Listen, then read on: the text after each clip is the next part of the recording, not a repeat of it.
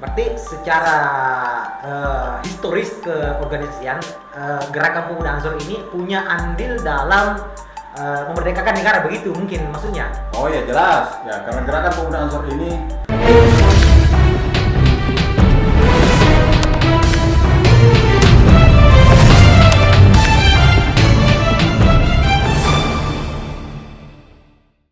hari ini kan kita banyak di Kabupaten Kepulauan Seribu ini yang belum paham terkait Ansor ini. Bisa dijelaskan sedikit bagaimana sejarah singkat terkait ini Gerakan Pemuda Ansor, khususnya di Indonesia? ya baik, sahabat moderator ya.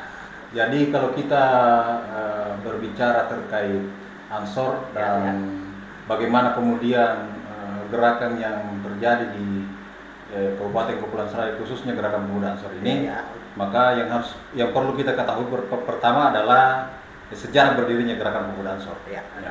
Bahwa kita tahu bahwa Gerakan Pemuda Ansor ini adalah salah satu badan otonom Nahdlatul Ulama. Artinya Gerakan Pemuda Ansor ini adalah gerakan pemuda yang lahir dari rahim umum. Kemudian ada gerakan-gerakan yang kemudian dijalankan oleh Gerakan Pemuda Ansor, itu semua harus berpatokan pada inti jamiah.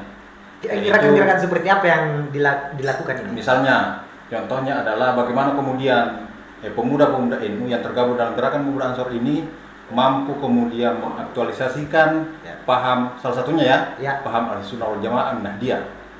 Kemudian selanjutnya saya ingin menceritakan begini, bahwa Gerakan Pemuda Ansor ini sebenarnya atau sesungguhnya di awal berdirinya itu bukan bernama Gerakan Pemuda Ansor, tapi ada namanya Subhanul-Watan.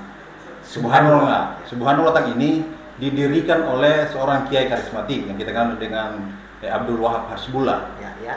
Ini kemudian yang dari pada saat itu sesuai dengan tutuan zaman pada tahun 1924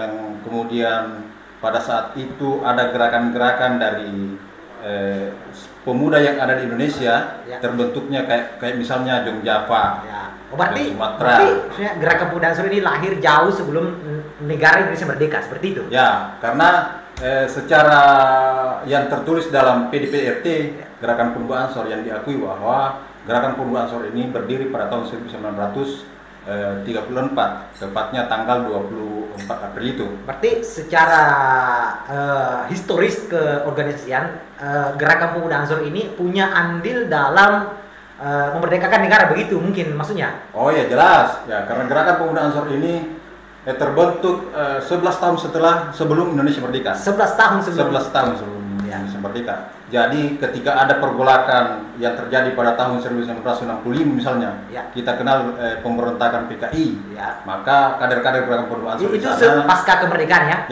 pasca kemerdekaan 1956. Itu Gerakan Pemuda Ansor mengiring kader-kadernya untuk melakukan perlawanan terhadap PKI ini. Kalau sebelum negara merdeka, apa yang pernah dilakukan oleh organisasi Gerakan Pemuda Ansor ini?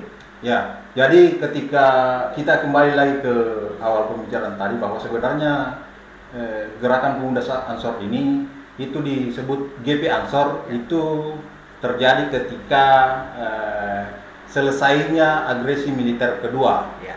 Kemudian ada namanya yang ikut dalam militer, ada namanya sahabat Muhammad Husaini Tiwai, itu adalah kemudian orang yang pertama kali setelah jeda tahun 1945 Indonesia merdeka sampai terjadi pergolakan 1949.